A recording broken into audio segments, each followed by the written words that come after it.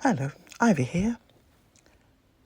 This week's podcast, which is episode 153, is part 4 in our series of 6 podcasts around the dynamics of power. This week's episode looks at the media and their tools of control. An introduction. Join me as I take on the challenge of visualising the complex concept of media tools of control in a few quotations and reports, trying to clarify how the media gets their stories across. Media tools of control are all around us, shaping our perceptions, influencing our decisions, and impacting our daily lives in profound ways. They're the unseen forces that govern the information we consume, and it's essential to understand their relevance in today's society.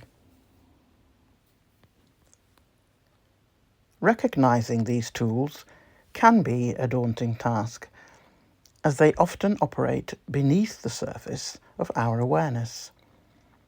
Media tools of control have become so ingrained in our culture that we frequently overlook their presence, let alone their influence.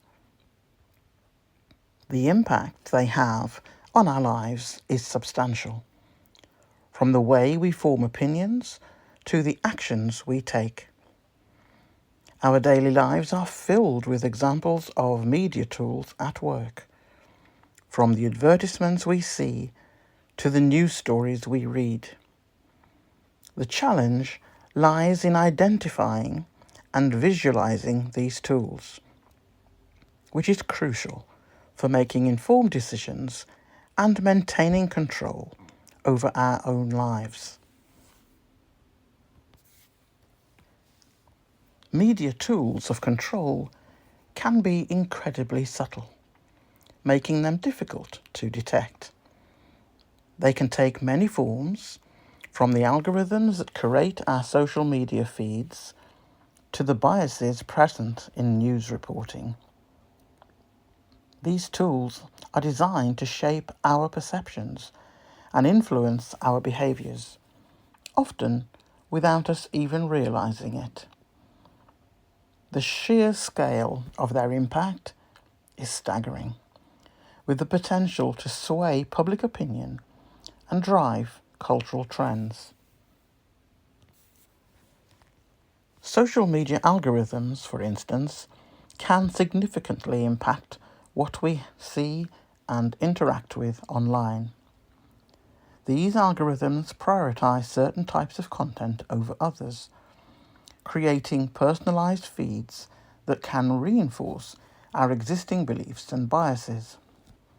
News biases are another significant factor, as they can shape our understanding of current events and issues. By recognizing and understanding these tools, we can begin to see the world in a different light.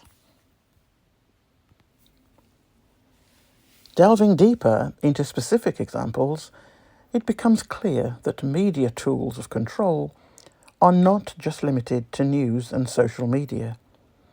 They can be found in advertising, entertainment, and even education. Each of these areas has the potential to shape our perceptions and influence our behaviours, often in profound ways. By examining these examples, we can gain a deeper understanding of how media tools of control operate and how they impact our lives. Certain metaphors can help illustrate the concept of media control, making it more relatable and memorable. For example, considering the media as a lens through which we view the world can be incredibly powerful. This lens can distort, focus, or filter our view, influencing what we see and how we interpret it. By recognizing the lens through which we are viewing the world, we can begin to see beyond it, gaining a clearer understanding of reality. This lens can also be thought of as a filter, sorting and prioritizing information based on certain criteria. In the context of social media, this filter can create echo chambers that reinforce our existing beliefs. By acknowledging the presence of this filter, we can take steps to broaden our perspectives and seek out diverse viewpoints. The power of this metaphor lies in its ability to simplify the complex concept of media control, making it accessible to a wider audience. The concept of media control can also be represented as a matrix, with different tools and influences intersecting and overlapping. This matrix can be incredibly complex, with many different factors at play. However, by understanding its structure and operations, we can navigate it more effectively, making informed decisions and maintaining control over our own lives. This matrix is constantly evolving, with new tools and influences emerging all the time. The main points discussed highlight the importance of being aware of media influence and encouraging critical thinking.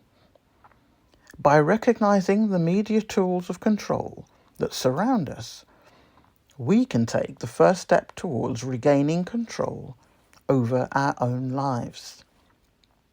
This awareness is crucial in today's society, where the lines between reality and illusion are increasingly blurred. What is the political economy of media? Ownership and control. Who owns the media? And how does ownership influence what is produced and broadcast? In many countries, a few powerful corporations dominate the media landscape, controlling a substantial share of television channels, newspapers, and online platforms. Commercial interests. Media, like any other industry, is driven by profit motives. Advertisers, sponsorships, and subscription models directly influence content creation, often leading to the prioritization of profit-generating content over educational or public interest programming.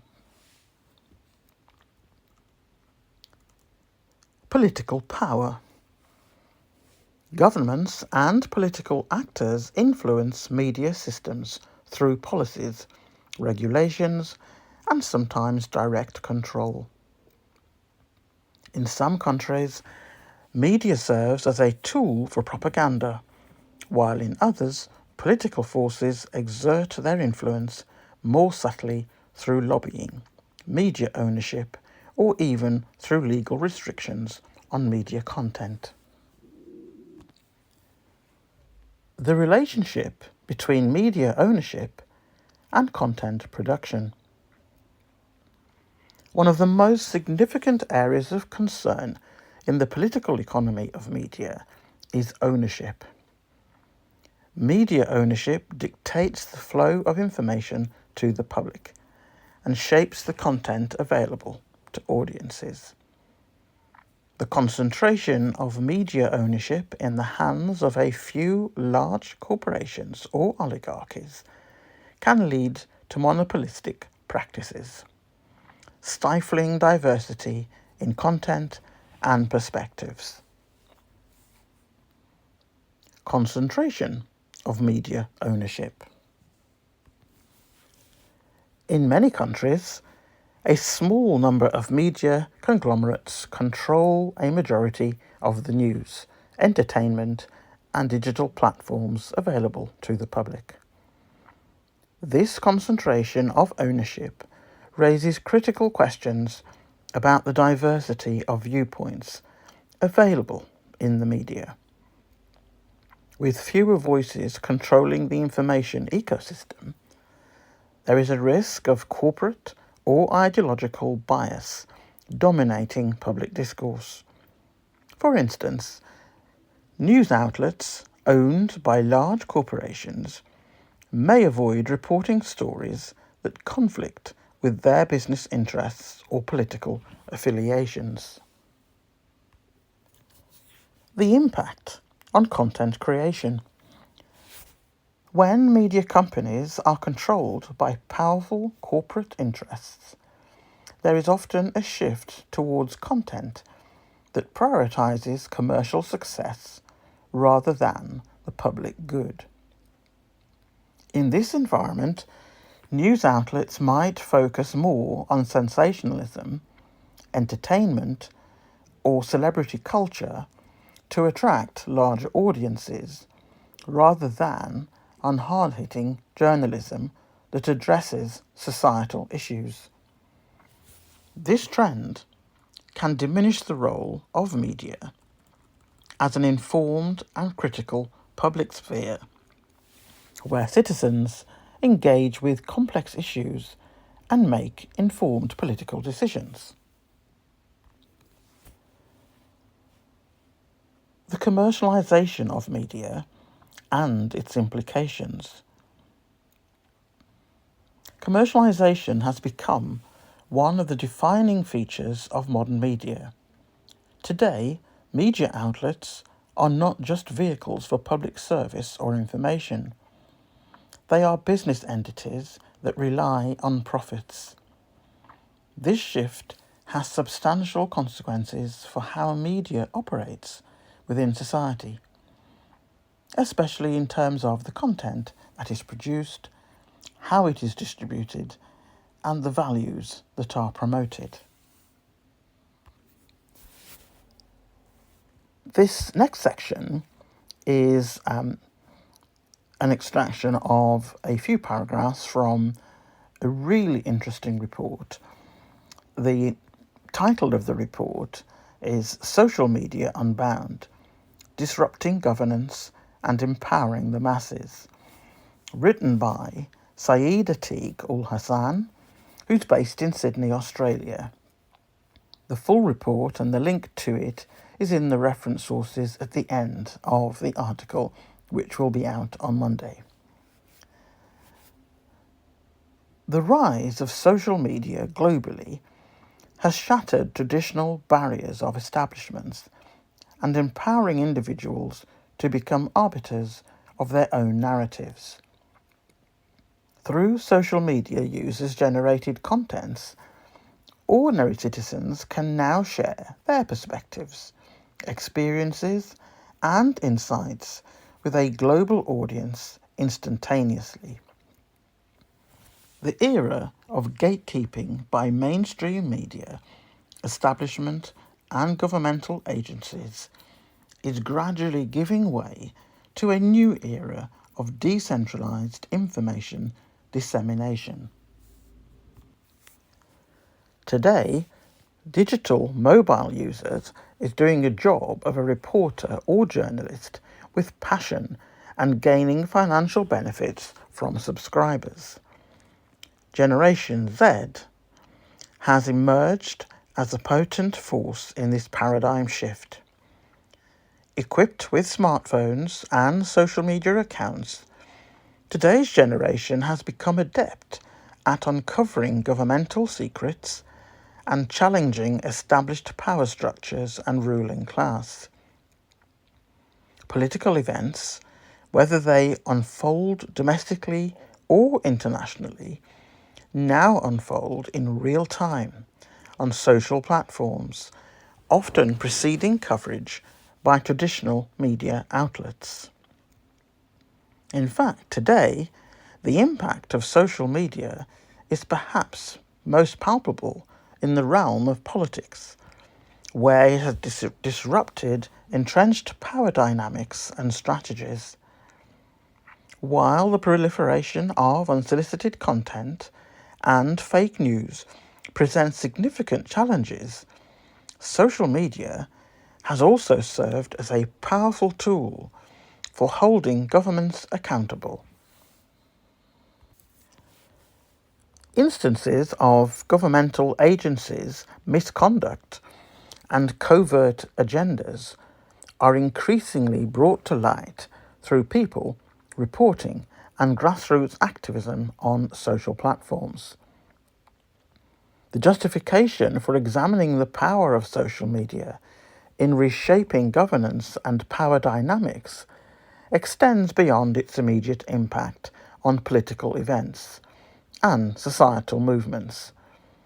It explores into the very essence of democracy and the principles of transparency, accountability, and civic engagement. And continuing with our 6 podcast themes, where each one of them includes an historical perspective to give us reference points, learning, information on how to then form an opinion about what's going on now and what we can do about it for the future. So this section, they're all sort of small paragraphs about particular aspects of it, but again, the full report with this is in the list of reference sources. The roots of information control, from ancient kings to modern giants. Controlling information is an old tool of power. From ancient kings who first wrote laws to the powerful church that controlled religious texts, those in charge have often held tight to information to shape society. In this post, we'll look at 2 important times in history when leaders controlled information. These stories show us why open access to knowledge is so valuable today. 1. Knowledge is power. Why the kings of ancient Mesopotamia recorded the first documents. In ancient Mesopotamia, modern-day Iraq, kings quickly understood that writing could give them more control. At the time, few people could read or write, so those who could had an advantage. Kings used writing to record laws, trade agreements, and religious practices. By making these records official, the kings could keep order and secure their rule. 2. The Church's grip on knowledge. Why the medieval Church monopolised information. In medieval Europe, the Catholic Church was the main authority, not just spiritually, but also in terms of knowledge. At this time, important religious texts, especially the Bible, were written in Latin, which most ordinary people didn't understand. Only priests and scholars who were educated in Latin could read and interpret these texts. This meant that the Church had control over religious knowledge. By keeping religious texts in Latin, the Church could control how people understood their faith, morals, and even the world around them. People had to trust priests to tell them what the Bible meant, giving the Church enormous influence over their lives. The Church's control over information shows us what happens when knowledge is restricted to a few people. When access to information is limited, only a select group has the power to shape how others think. Today, we don't have to learn Latin, but similar challenges remain. Large organisations and governments still sometimes control what we know and see, shaping our understanding of the world. Ownership and control of the media. Trends in ownership and control. A key point: recent trends in media ownership and control suggest that the number of companies controlling global mass media has significantly shrunk in recent years. In 1983, 50 corporations controlled the vast majority of all news media in the USA. But by 2004, media ownership was concentrated in 7 corporations. And the link for that quote and the reference source for people to be able to check those figures and more is listed as part of a wider report in the reference sources. Quite a reduction, isn't it? 50 corporations down to 7. Curran, from 2003, this is another report, notes that ownership of British newspapers has always been concentrated in the hands of a few powerful press barons. For example, in 1937, 4 men owned nearly 1 in every 2 national and local daily newspapers sold in Britain. Today, 7 powerful individuals dominate the ownership of British national daily and Sunday newspapers. The content of commercial terrestrial television is mainly controlled by one company, ITV plc, whilst access to satellite, cable and digital television in Britain is generally controlled by 2 companies, Sky and Virgin Media.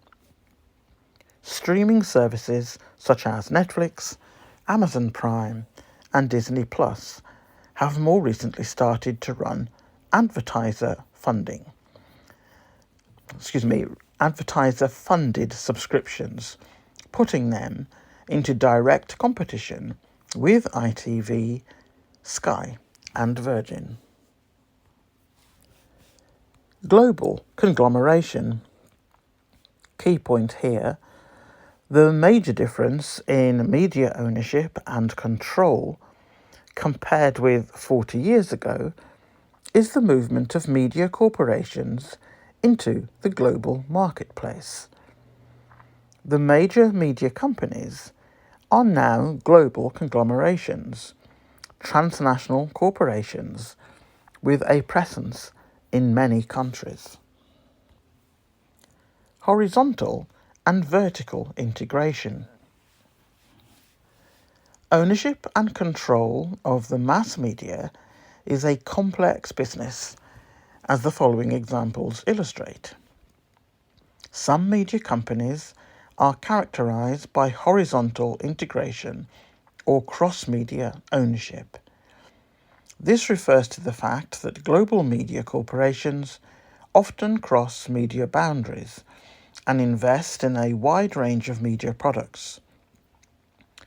News Corp, for example, owns newspapers, magazines, book publishers, terrestrial and satellite television channels, and film studios in several countries.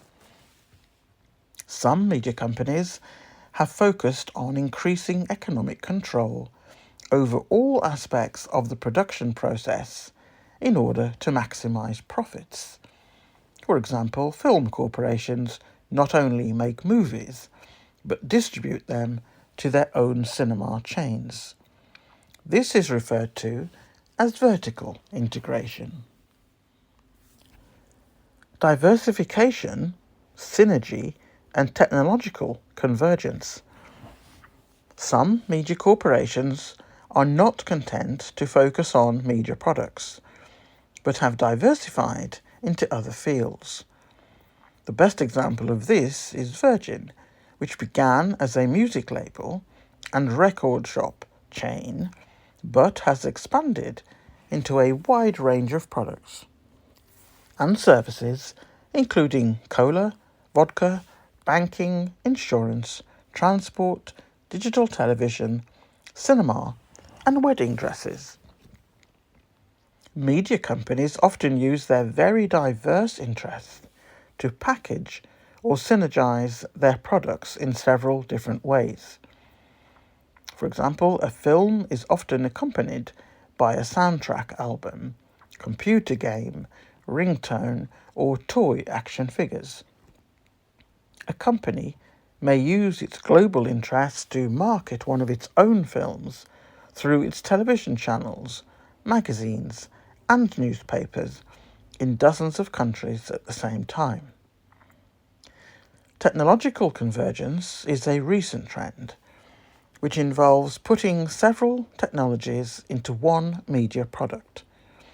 Companies that normally work in quite separate media technology fields are joining up or converging in order to give customers access to a greater range of media services across technologies such as interactive television, laptops, MP3 players, and mobile phones. Theories of media ownership and control. Key point. Doyle suggests, this is one of the researchers, and again, full details in the reference sources. Doyle suggests that examination of ownership and control patterns is important for two reasons. All points of view need to be heard if society is to be truly democratic. Abuses of power and influence by elites needs to be monitored by a free media. Doyle argues that too much concentration of media ownership is dangerous and unhealthy because the media have the power to make or break political careers and have a considerable influence over public opinion. The pluralist theory of media ownership. Pluralists think that media owners are generally responsible in the way that they manage information, because media content is mainly shaped by consumer demand in the marketplace. They therefore only give the buying public what they want. Moreover, editors, journalists and broadcasters have a strong sense of professional ethics, which act as a system of checks and controls on potential owner abuse of the media. Pluralist suggests that the mass media are an essential part of the democratic process, because the electorate today glean most of their knowledge of the political process from newspapers and television. Pluralists argue that owners, editors and journalists are trustworthy managers and protectors of this process. I'd like to add here that, albeit from research papers that I'm quoting from to do with media ownership, I personally don't agree the sort of statement about owners and editors and journalists are trustworthy managers and protectors of this process.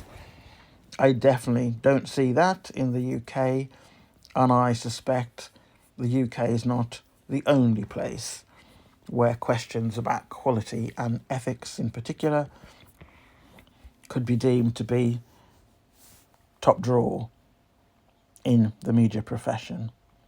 But it's there, it's in a research report. I'm not sort of saying that when that was written, that wasn't accurate in terms of that country. But I don't believe, my personal opinion, that it applies to the UK. And I kind of suspect, like I said, the UK is not alone in operating in unethical ways. And certainly recent stats and polls show that the UK is either the bottom of the class of developed countries or it's next to bottom. That's how the perception is of the public. So if they are these ethical beings, professional bodies, and their regulating organisations operate at those kind of standards, then hopefully next sort of batch of figures that come out in the next few years will say the opposite. But behaviour so far, certainly in terms of how the monarchy operate and anyone who chooses not to be part of the monarchy, and the way that our newspapers in the UK have portrayed people who want to be self-funding and not live off taxpayer funds, have been treated appallingly over the years. And certainly in the case of one couple in the last 8 years, it's beyond disgusting. Continuing with the pluralist line of how they regard media owners, pluralists argue that media audiences are the real power holders because they can exercise the right to buy or not to buy.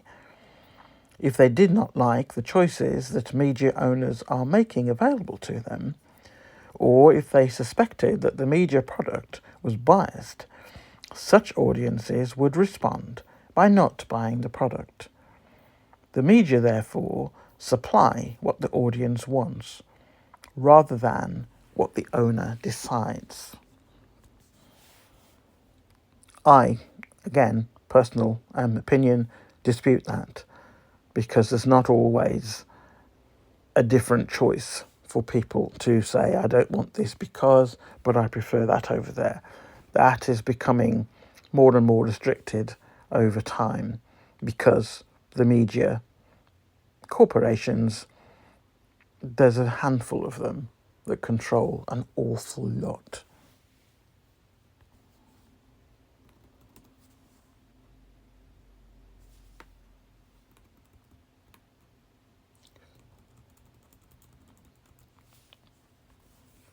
If some viewpoints have a greater range of media representing them, this is not necessarily biased.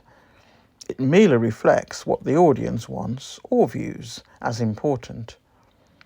Pluralists also argue that concentration of ownership is a product of economic rationality rather than political or sinister motives.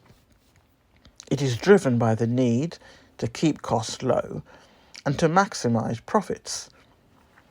Globalisation, too, results from the need to find new audiences rather than from cultural imperialism.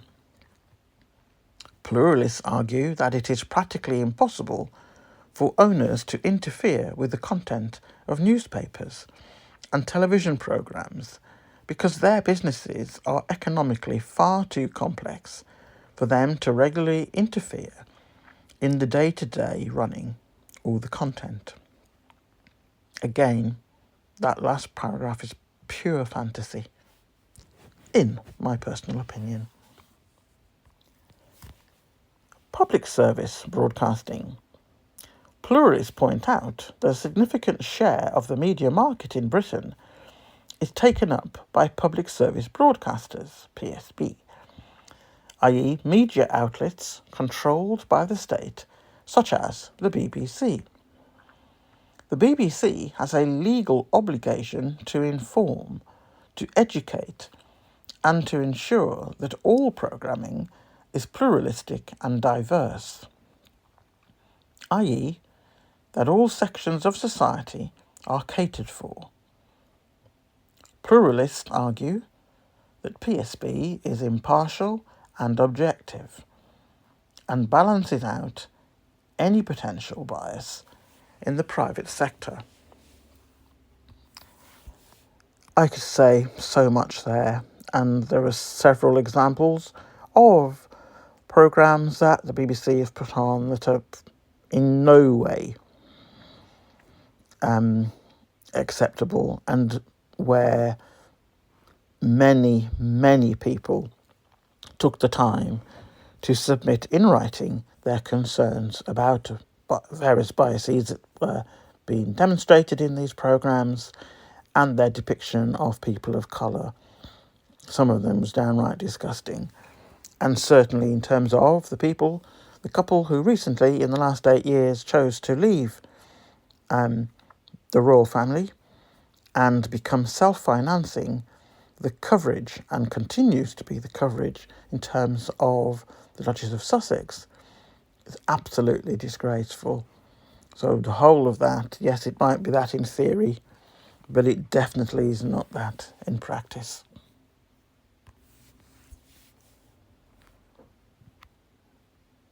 And the conclusion of all of this, and as I said, there is far more detail in the article. The podcast slides show even less, but I'm trying to sort of cover as much as I can in terms of the areas that you might want to pursue and look into more deeply. As I said, all the links are there. It's not just the title and a few lines. I've actually put the links to the particular web page for you to start your search, should you wish to do so, on any of these aspects. So, as we close this particular podcast, it's vital to shine a light on the reality of media power here in the UK. A reality often glossed over in academic theory and polite debate. While much has been said about journalistic integrity, regulatory bodies, and freedom of the press, very little addresses the deeply corrosive influence of UK tabloids over the last few decades, certainly I would say the last 4 or 5 decades. The truth is, UK media is toxic. Let's not dress it up. The vast majority of newspapers consumed daily by the British public are owned and operated by a handful of powerful right-wing, or at least that's how they come across, entities.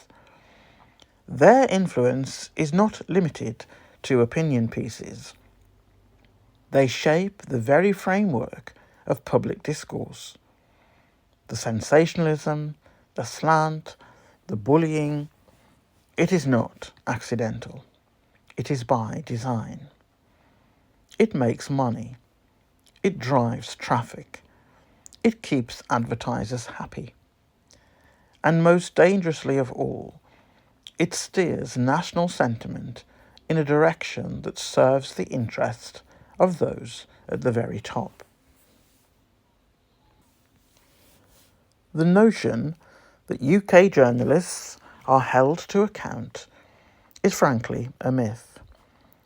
The so-called regulatory body, IPSO, is not a watchdog, it is a shield. It exists to protect reporters, not the public. Its complaint system is performative, inaccessible, and overwhelmingly ineffective. Successful complaints are rare, and meaningful accountability is virtually non-existent. When the people overseeing press conduct don't represent the full spectrum of the society they claim to serve, when not a single person of colour is present in the room, what kind of fairness can be expected? Worse still is the deeply embedded symbiosis between the press and power. UK tabloids don't just report on politics, they influence it, feed it, and at times dictate its terms. From glorifying certain ideologies in decades past to their ongoing harassment of individuals, including those, some of whom are no longer with us, they operate with impunity under the banner of free speech. There is no clearer example of propaganda disguised as reporting than their royal coverage. These stories aren't news, they are distractions. Manufactured dramas, selective narratives, and a rotating scapegoat serve as smokescreens while larger political and economic structures are shifting behind the scenes. It's all sleight of hand. Meanwhile, as the industry shifts online and advertising revenue becomes the top priority, some articles, increasing numbers, are locked behind paywalls, pushing readers to clickbait and gossip in droves. And the public, many of whom understandably don't have the time or tools to dissect media bias, take what they read at face value. That's the point.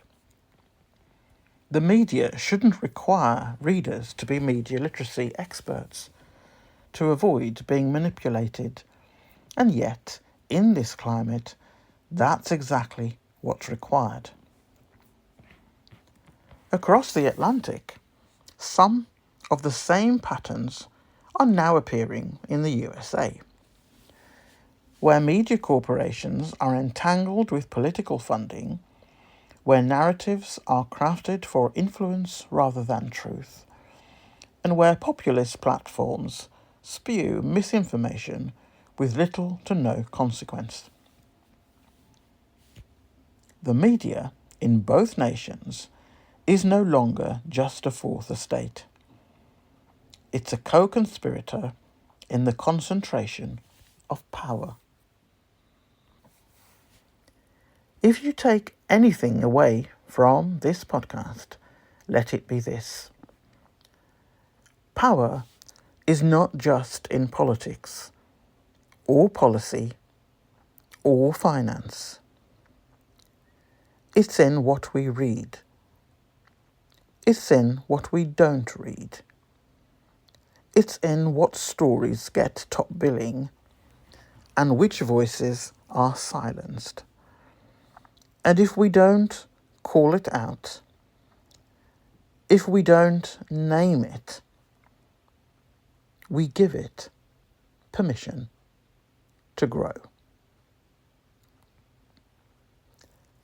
That's it for this week. I hope that's given you some food for thought as part of our series to do with the dynamics of power. It's bye from Ivy. Bye from me.